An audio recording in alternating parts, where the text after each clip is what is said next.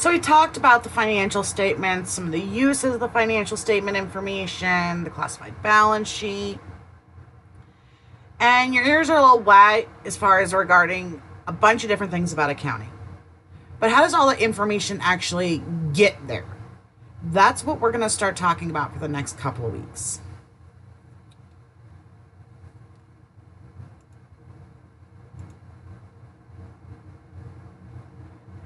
So chapter 3 looks at several different learning objectives. We're going to look at the effect of the business transaction on the basic accounting equation. We're going to start talking about the accounts, what debit and credits are and how they're used to record those transactions, how a journal is used in the recording process, how a ledger and posting help in the recording process, and go to the preparation of what we call the trial balance. So by and large, what we use to communicate and recognize accounting information is the accounting information system. It is the system that is in place that collects transaction data, processes it, and communicates the financial information to the decision makers. So this is kind of the beginning to the end. I know that thus far we've really not dug into how that information goes into the various financial statements. This is how it gets there. This is how everything happens from the point in which a transaction actually occurs. Some factors that shape the accounting information system are what is the nature of the company's business? What are their types of transactions? What size it is? How much data does it process? And what are the needs and demands of management and others for specific types of information? Nowadays, most of the time, businesses are using computerized accounting systems. You've heard of them. QuickBooks is obviously the big small business one. But depending on the needs of an organization, QuickBooks may not be able to fulfill those needs. Or they may have so much data that QuickBooks cannot process it. The accounting information system relies on the process that we refer to as the accounting cycle. This accounting cycle starts with the analysis of business transactions. An economic event has to occur that requires recording in the financial statements. This happens when assets, liabilities, or stockholders' equity items are going to change as the result of an economic event. Some of those types of events, if we purchase a piece of equipment, well, we had an asset decrease in the form of cash, and we had an asset increase when we think of the equipment. The payment of rent. Well, we have experienced an expense, and we've had an asset decrease. The same is true for the payment of utilities. Some of the things that can happen internally that might be economic events. We use up some of the supplies we have on hand. We need to allocate the costs of things such as buildings or equipment.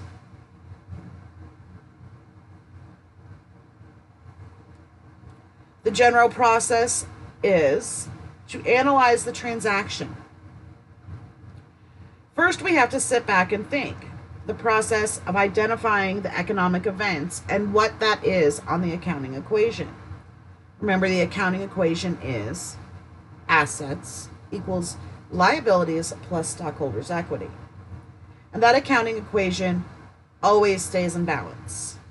Every transaction is going to have a dual effect on the accounting equation. Then we journal the transaction, we post it, and create a trial balance.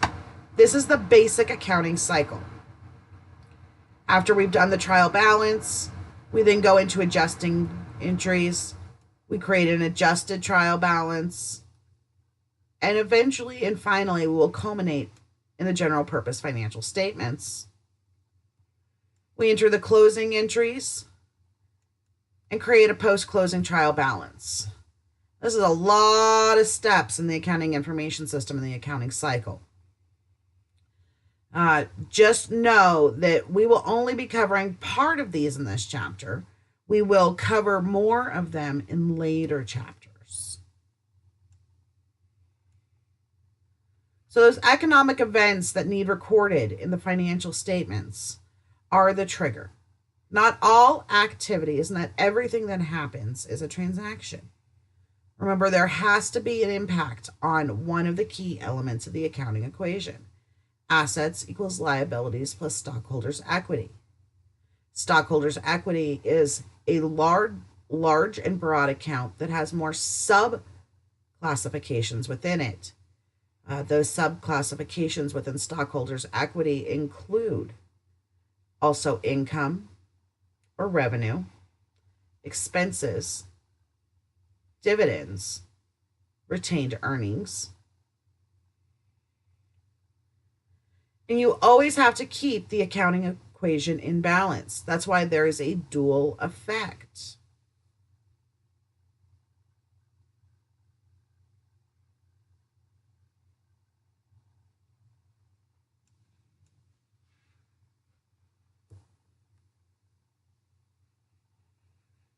So here we have three different things that can occur, events, in a particular business. The question is the financial position or the assets, liabilities, or stockholders' equity of the company changed as the result of what we know of these events? We purchase a computer. Through that purchase, we will decrease an asset, our cash. So absolutely, yes, we know right away that this is an economic event. We also increase an asset in the form of the computer. We discussed a guided trip options with a potential customer. Have any of our assets, our liabilities, or our stockholders' equity changed at this point? No, because this is just a discussion. There has been no obligation or any services rendered at this point.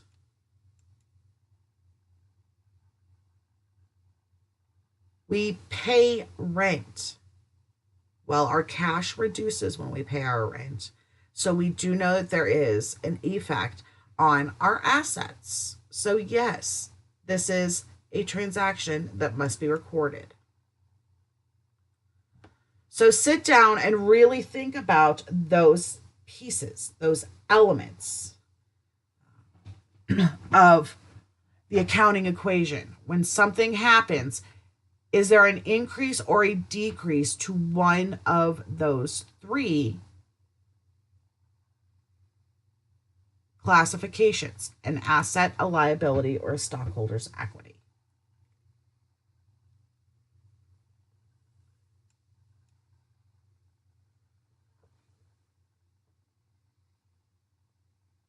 Analyzing transactions, the process of identifying the specific effects of the economic events on the accounting equation, is probably the most fundamental aspect that you need to practice. Keeping in mind that our basic accounting equation is assets equals liabilities plus stockholders' equity. That extended accounting equation is assets equals liabilities plus common stock plus retained earnings. Those are the two key elements of stockholders' equity. The three elements that comprise retained earnings are revenues, expenses, and dividends. So at its largest, the accounting equation equals assets equals liabilities plus common stock plus revenues minus expenses minus dividends. To jump off, we will actually start by talking about and working through an illustration for Sierra Corporation. So back in chapter 1, we looked at some financial statements for Sierra Corporation, and these are the transactions that actually led to the financial statements that are shown in chapter 1.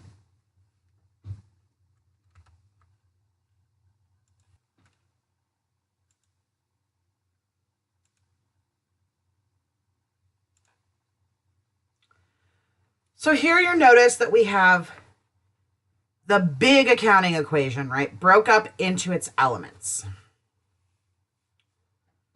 We are going to analyze these transactions that are these events that are going to show up on whether they have an impact on specific counts. The important thing about accounting is really being able to sit down and look at a transaction and say what its effect is, or at least what part of its effect is, because that's going to lead you down the path of determining how it has an impact on the entire organization.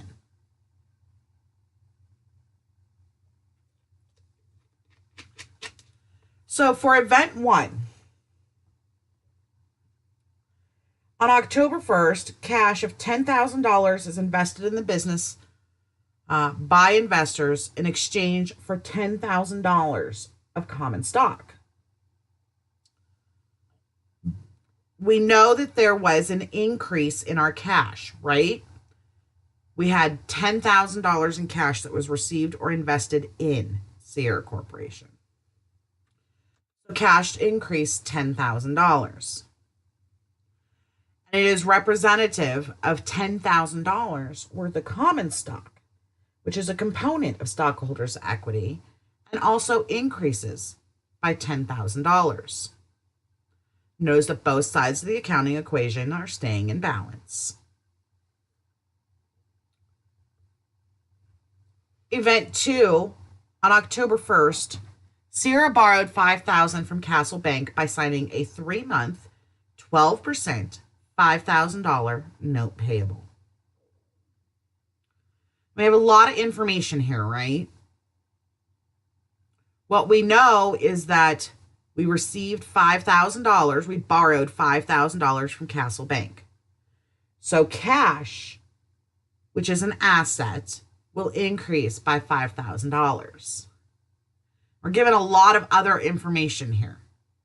We have a 3-month, 12%, $5,000 note payable.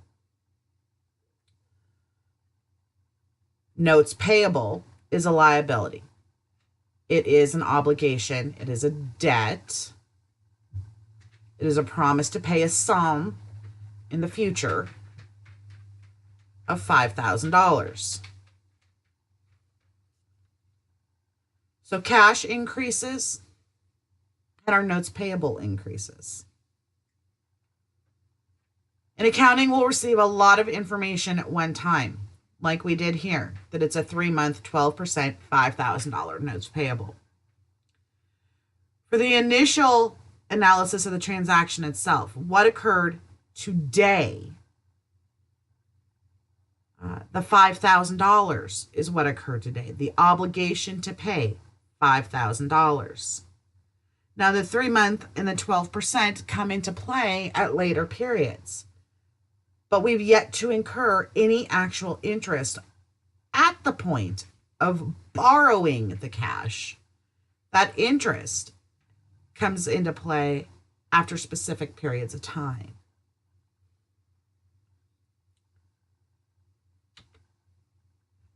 Event 3 is that on October 2nd, Sierra purchased equipment by paying $5,000 in cash to Superior Equipment Sales. So we know that there's been a change in the equipment. We purchased a piece of equipment for $5,000, so our equipment is going to increase by $5,000. And because we paid cash for that, our cash will decrease by $5,000. For a $0 net effect on total assets, what we have done is exchanged one asset for another.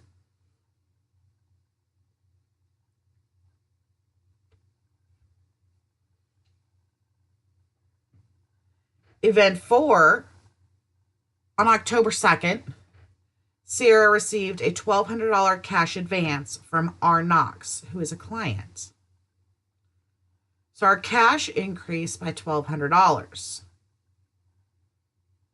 But we haven't done anything to earn that money yet, because it's an advance. So it's what we call unearned service revenue, which is a liability.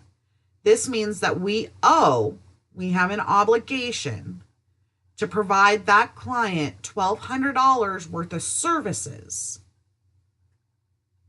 at a point in the future. So we increase our cash and increase our liabilities.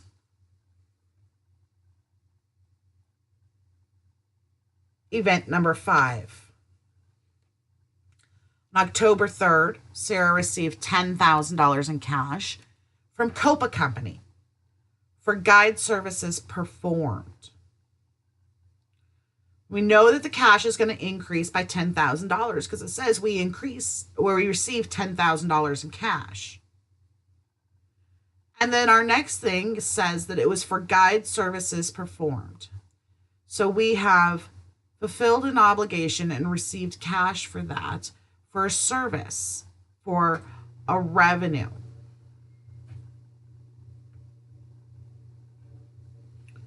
We increase cash by $10,000 and we increase our revenues by $10,000. Event number 6 says, on October 3rd, Sierra Corporation paid its office rent for the month of October in cash, $900.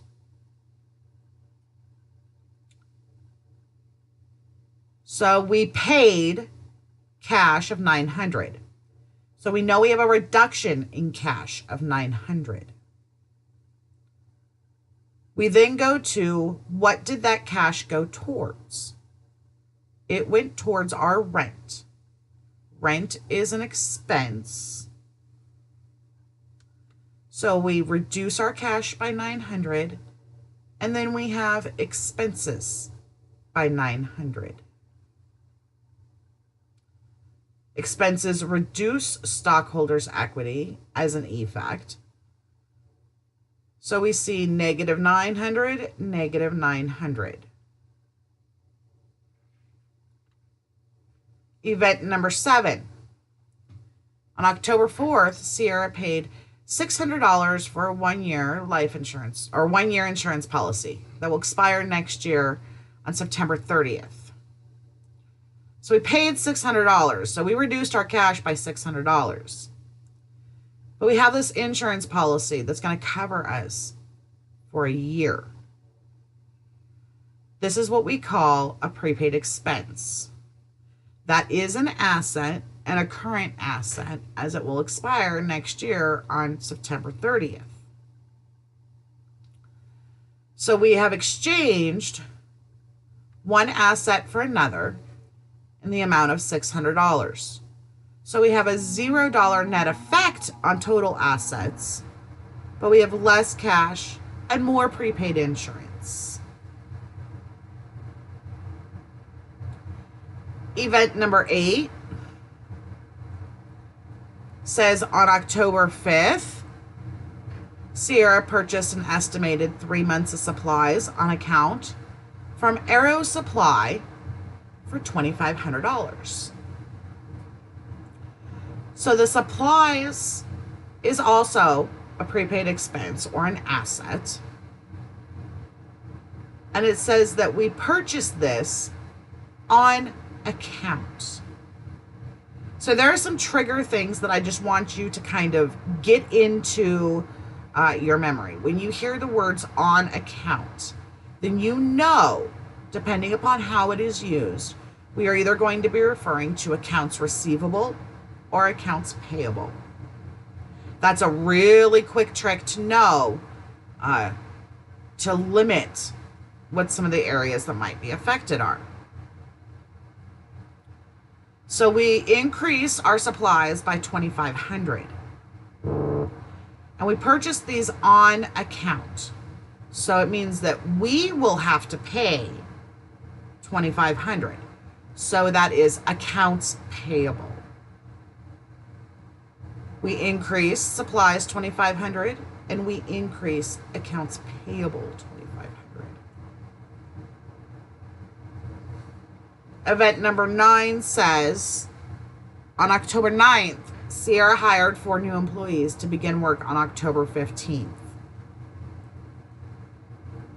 The act of just hiring the employees has no economic effect on the organization. Cash didn't increase or decrease yet because they have not worked and we do not have an obligation for payment. We have not experienced any type of an expense yet. So there is not an actual accounting transaction that occurred with this event.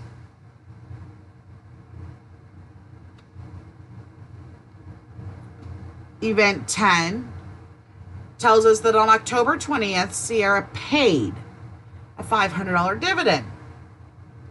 So our cash decreased and our retained earnings decreased by $500 in the form of the dividends account. Now, finally,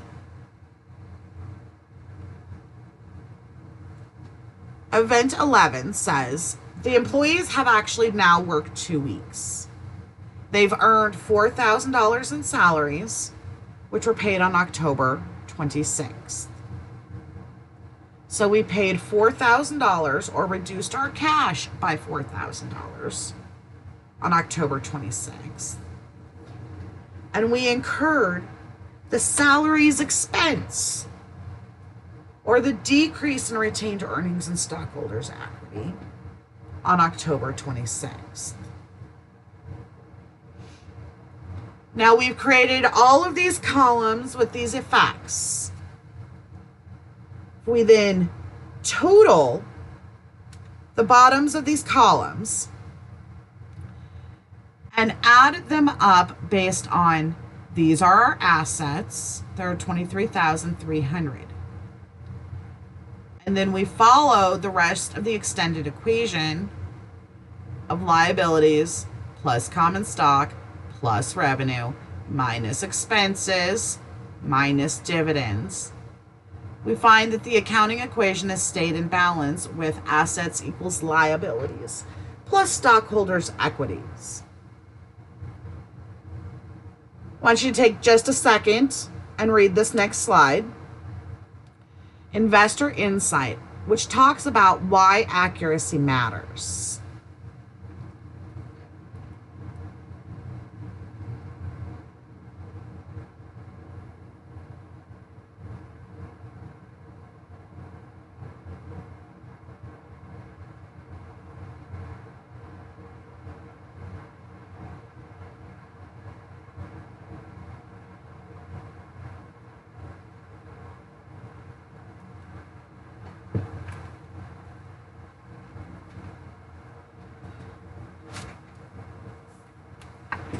Now keep in mind, these are only a smattering of some of the areas where transaction ambiguity has resulted in fining, in fraud, and in other potential situations. Sarbanes-Oxley was a response to many of what we can call accounting scandals, where transactions were not recorded as accurately or were not recorded at all as should have been for transparency and accuracy. Part and parcel of why Senator Sarbanes and Senators Oxley created the Sarbanes-Oxley Act and brought it to Congress was to minimize errors, of course, but also to increase transparency and accountability on behalf of the executives at large corporations.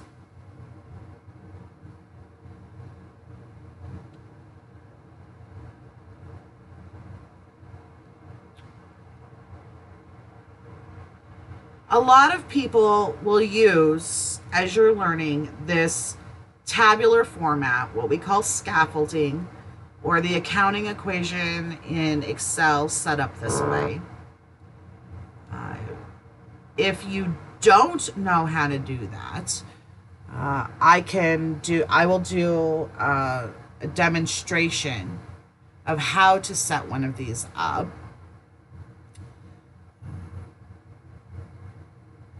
Here in a separate video. But when you look at something like this, so you've got all of this has already been entered into the tabular form. We know that it's in balance. Everything equals the way it should. Assets equals liabilities plus stockholders' equities. But by looking at this, you can actually describe what occurred. So we'll go line by line, and there's only 4. Let's start with the first line. We see that there was an increase of cash and an increase of common stock. This tells us that the organization issued shares of common stock for $25,000 in cash.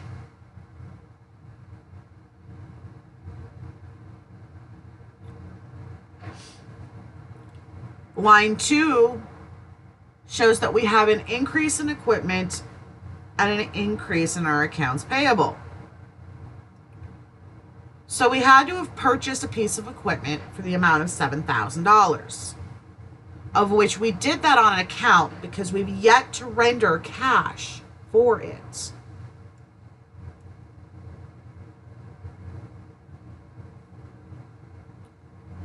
In line number 3, we see an increase of $8,000 in cash and an increase in revenue. So we had to have performed some type of services or sold something, and we received cash for it at this juncture. And then line number 4 shows us a decrease in our cash at $850, and that went to an expense. So we know we paid for something. Rent, utilities, something along those lines. In this specific case, the company paid $850 for this month's rent. Now, taking just a moment to come back to our friends at Sierra. And transaction or event number 8. So we will talk about this more in these classes and in other classes, but many people think just because you place an order at Office Depot and receive receive supplies for, in this case, on accounts payable, that it's an immediate expense. The trigger here is that those supplies haven't been consumed. They're still there to be used in operations going into the future. They are in assets because they are available for future use. They will be consumed over the course of doing business. And we actually cover that in Chapter 4. that as they are used in the course of business, that is when they convert from being an asset to being an expense. When you're working on homework problems, be careful because we have supplies and we have supplies expense. You don't want to mix those two up.